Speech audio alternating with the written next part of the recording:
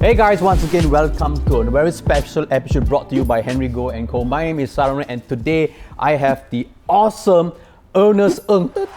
Yay. Yes, of course, just for information for you guys, Ernest is the author of Don't Like That Bro, and he's also recently very well known about his famous artwork comic, which is Covidball Z. I love that. Everything about it really feels good. The guy who just said yes, he is a very well-known lawyer as well from Henry Goh and Co. His name is Ng Leong, and he's also a big fan of this comic, right? Ng Leong, how you guys doing? Yes, I am. Yeah, hi Ernest, hi Sarah. Yeah. Hello, hi Ng Leong. Wonderful to be here this morning. What we're going to talk about today is the importance of copyright and trademark in the art industry. If you compare like previously, like 10 to 15 years ago, right, art has been not flourish compared to how it is today. Like as per today, right, if you look at NFTs, that is considered as art, you know. So art is just everly growing and growing. Let me just ask you guys a question. Like, what was the first art you guys drew?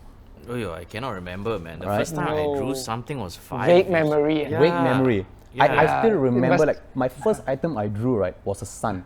You know, when you're in kindergarten, you draw a sun and then you draw lines of birds and then you draw a mountain. It's always that, right? It's always that, you know. That was the first the thing. basic shapes of Basic shape like this. So art has been with us since we are young. But what we fail to realize, right, is how do we protect our art? So many people have so much access to art and even their creativeness. So they put it online, and next thing you know, someone else is getting credited for. You know what I'm saying? So that's why we have Ernest right here, and that's why we have Ng as well. So these two people will be able to provide all of you guys really good insights and experience on how you all can essentially be a content creator, and most importantly, protect your hard work, you know, right? Correct. So Ng Leong, let me ask you a question, right? So you have done the lawyering for quite some time, right? So in terms of art-wise, right? Okay, how in-depth are you when it comes to protection of art? You know, the last 2-3 years, I think in that sense, art has been the saving grace to really keep us sane. And it was lockdown and it was MCO. So you really need, whether it's art on screen, art on paper, or in books, you need it to keep ourselves sane. And so they deserve the protection that comes with it. And they deserve the credit, they deserve the acknowledgement. So I think that's where IP comes in to give them that, you know, what they have contributed to society, then in exchange of that protection, so that they too can, you know, make a living out of art, as ironic as that. That's very much true. You know, that's a very good point that he mentioned, right? Is to keep us sane. Correct. You imagine 2 years ago there was no art. Yeah, I mean, like when 2 years ago, when everyone starts being, you know, being stuck at home. Yeah. What did everyone turn to? Everyone turned to art for their entertainment so that they can keep themselves sane. Let me see. Let me put myself in. Okay, when I was at home, staying at home, lockdown, first thing I see is my friend sharing a few frames from his comic. Oh. Like for real, there are a few shots of these things. Some of them are posted in Chinese, some of them are posted in English. Like really hilarious clip. But the drawings looks absolutely amazing, you know. Wow, thanks so much, man. Right. Ng Leong, have you read? I'm sure you have read his comic. Yes, for sure. Maybe you could just explain to all of us, how did you like first entered into this art industry world? Oh wow, okay. So if you really want me to start from the very, very beginning, I started drawing when I was 5 years old. That's my earliest memory of what I mean, that is what I can remember, the earliest moment when I started drawing. And back then I was such a huge fan of Scooby-Doo. And I drew like a 12 frames of the, you know, the Scooby-Doo gang catching this ghost, but happens to be a guy pretending to be a ghost. It's very simple, just 12 frames. At 5 years old? Yeah, You're not playing Tamagotchi or Digiwise or... Bro, 5 years old got no Tamagotchi, bro. Wait, 5 years That old? was that. I am old, bro, okay? No, we're not too far apart. Ng Leong, when you were 5 years old, what were you doing? Good question. Hazy memory, I don't know. But definitely not creating art. No creating art. This guy 5 years Not old like drawing art already, bro. No, to me at that time was not drawing. I was just such a huge fan of Scooby-Doo, correct? So I drew like this 12 panel of cartoons. Then I showed it to my mom. My mom's like, oh, very nice. I gave it to my mom. The next day I realized it's gone. Wait, when? I don't know. I asked my mom where was it, and she like couldn't explain what happened to my art. And I was upset. I cried, 5 years old. And then I drew I took another piece of paper and I drew that same 12 frames again. Yeah, so that's when I know I'm maybe a crazy person. 12 frames, all we had was like buku latihan and then we draw the buku latihan. But you putting frames and everything, you know. I mean, I was so inspired by comics back then because my late grandma used to buy all those Lao Fu Zi comic books. Haircut. It's the barber, right? And when you go to barbers, it's always this Lao Fu Zi comic book. So I was like reading those. So I was very inspired by the medium of telling stories through pictures. Just fast forward, I took up mass comm in my tertiary studies in university because there was a program that I learned how to use like art software like Illustrator and Photoshop. Then I decided to like, you know what? I've never implemented those softwares into my comic drawing before. And after that, I released a comic blog, telling stories about me and my friends, our misadventures and all that. And then it slowly began and grew. Then I think fast forward to 2 years ago, this was even pre-pandemic.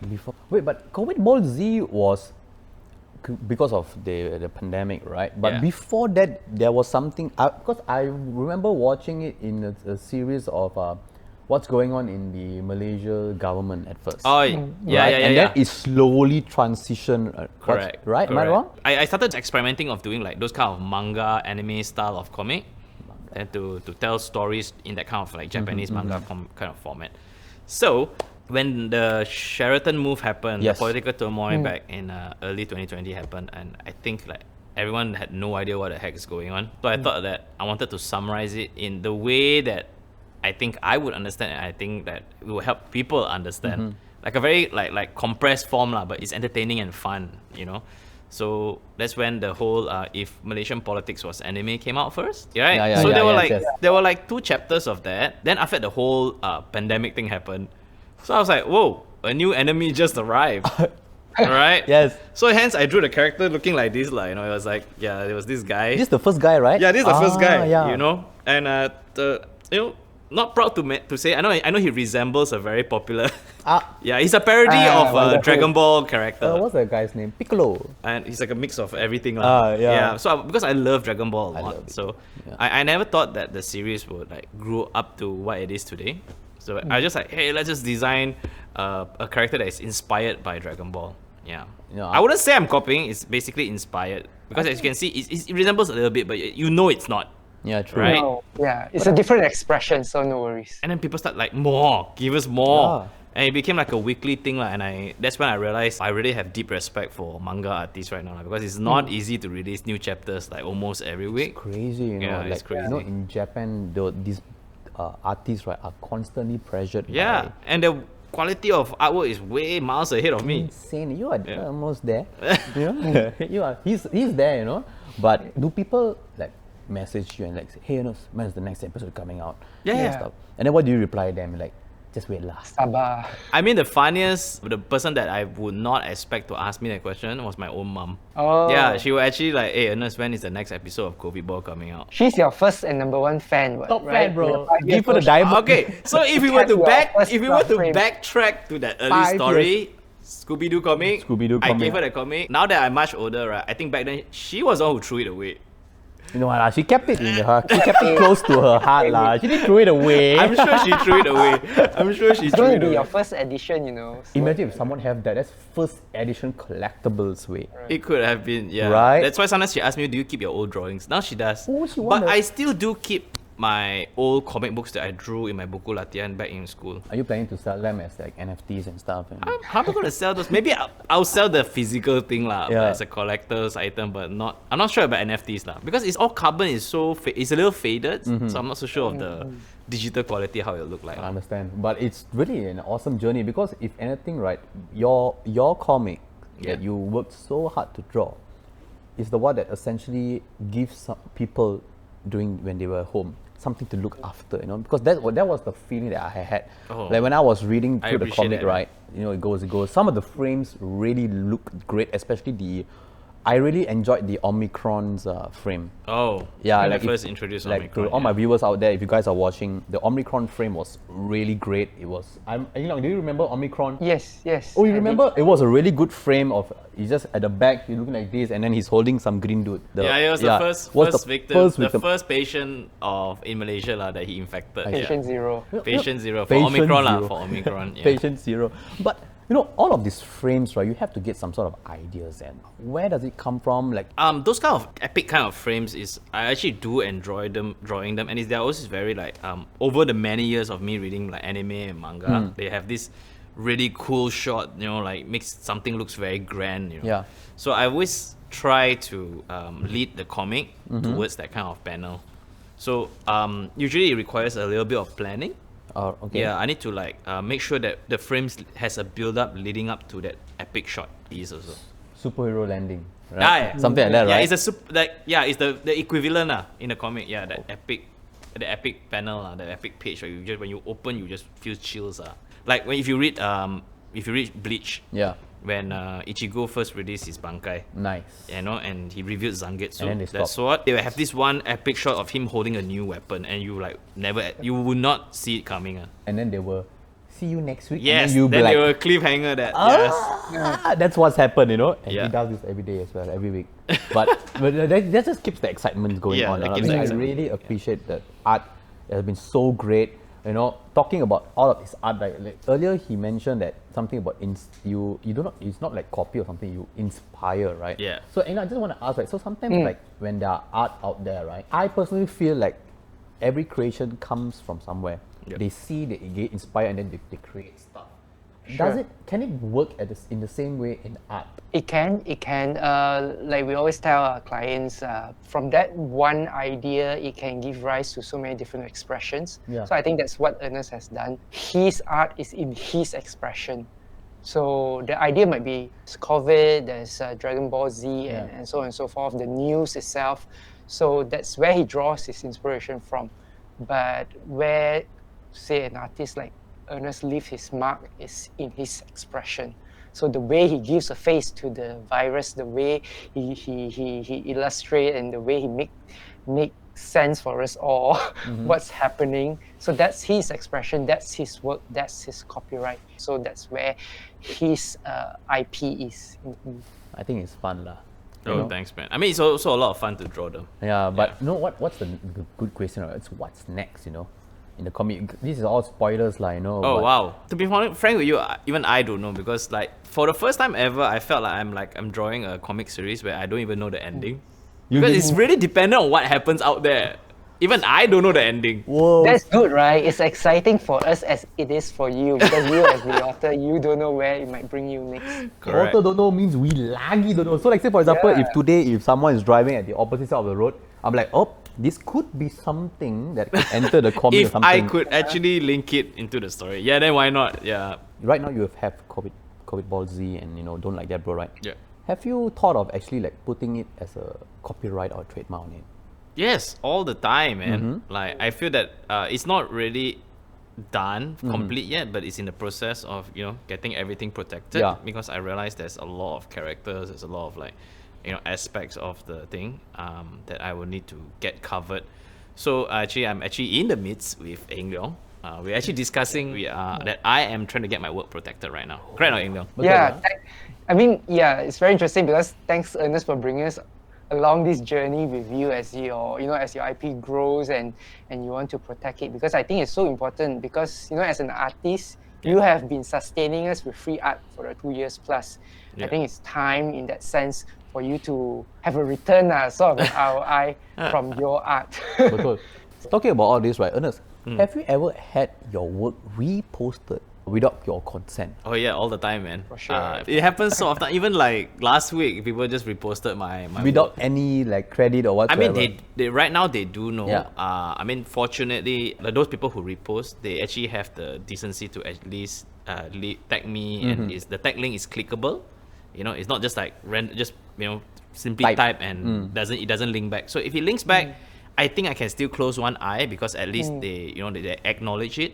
Because also I know if they don't do that, the people in the comment will scold him. Actually, your fans are quite vigilant. I think they will tell them, hey. They will actually like, hey, credit the guy lah, what are you doing? And then they will scold him.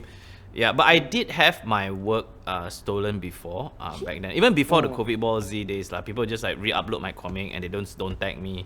So it's always like a very disheartening lah when you are trying to build a brand, you're trying to build your artwork, and then you just upload something, but someone else takes your artwork, upload it, and they don't tag you, but suddenly they are like their engagement and their reach is way higher than yours. So it's actually can be demotivating. And luckily on social media, on Facebook and Instagram, they have this copyright claim system. So if you are the first one who uploaded it before, and you can provide the link to the proof of it, Facebook can actually take it down. Correct. Yeah. So coming from his point of view, right? So like personally, as per to date in your entire working experience, have you faced a lot of art-related copyright or trademarks? Yes, I mean we have clients who have, art of some form to some extent. Even the logo, even the trademark is an artistic expression of their work. I think what Ernest shared is very important, because you realizing that there are people out there copying your work, start with that awareness, because you as the artist, as the IP owner, if you have this awareness, then you become more vigilant, and then you will try to seek out a solution for it. So I think that's where an IP agent like ourselves could come in to basically strategize for you what are the different things that you can put in place. So if say Ernest, if you are you are coming before us today, like of course which you are, and for the purpose of this podcast, I will share again that an artist like yourself, you can put certain things in place, like for example, certain watermark in your artwork, so that for the very lazy infringer who decides to copy and paste, your watermark will still be there, and it's not going to be so easy for them to remove those watermarks. Even though your fans are always eagerly waiting, when is the next post, Covidball Z post, but you want to maybe post one that is of not so high resolution, so that at least it it limits the scope of the way people can reutilize your artwork. Because if you don't post a high resolution one, then there's only so much they can do with it. So these are little things that you can already put in place to discourage all these offenders that are out there. Taking from what Ng Leong had just mentioned, right, to all the viewers out there that are watching, right, Ernest, right, do you have any tips or insights for all of those budding, those people who are really want to be an artist in general? Yeah, just have to do the groundwork. You have to really... A lot of people don't like to hear it. Like you just have to be very hardworking at least in the first year, especially for comics. It's not like an instant hit, because there are some people who, when they see like, wow, Covidball is so big, and they didn't and they thought it was an overnight success, but they didn't realize I've been drawing this for 10 years. But I think the most important key aspect about it is that you have to be very dedicated and very hardworking in producing your work. You cannot expect an easy way out, because not everyone can win lottery, Betul. Right? So I didn't win the lottery. I basically played lottery for 10 years. So next year. It's always next year. So it's a lot of a lot of grinding work. You have to just be very hardworking in releasing your content. So that's my biggest advice. Because there's so many kids sometimes asking me, hey, give him advice, what software I use, what is this, what is that, what is this. Yes, I can tell you that. And then some will not do anything about it. Some would do something about it, but then later, like 2-3 months, they don't see any result, they give up. So that shouldn't be the way. If you really want to do content, you really have to go at it. And you have to ride the lowest of lows, so you can appreciate the highest of highs. You heard the man, hard work. Yes. Right, that's essentially it. Right? Ng Leong, hard work, right? As cliche as it sounds, I think hard work does pay off. I think Ernest is a walking testimony of all this. Oh, he really loves you, bro. He loves you. Well, it's great, and also, right, maybe before I finish, I just have Ng Leong, right? So let's say, for example, there's a creator who just created his art, all right? And what would be the easiest way that one can protect their work? Know that you are the copyright owner. So continue creating the art. Focus on the art. You don't worry about the rights surrounding your art. That's when people like us can come in to advise you to start early, putting certain things in place, so that when you become an overnight sensation, when things turn around and you become big, then at least you have everything in place to really secure your work. Itu bagus. Well, I think that's about it, guys. So you heard the man's hard work. www.henrygoh.com, and am I right? You can search for Ng Leong. He will give you the best possible advice. And thank you so much for joining in. If you guys have further questions, perhaps for Ernest, feel free to message him. He will reply you. I'll try my best. He will try. I'm sorry, Ernest. I'll try to reply to as many people as I can. I'm trying to give him more work, but of course, and also for Ng Leong, like for real guys, if you all need any assistance, please reach out to them. And yep, that's it. Thank you so much for watching.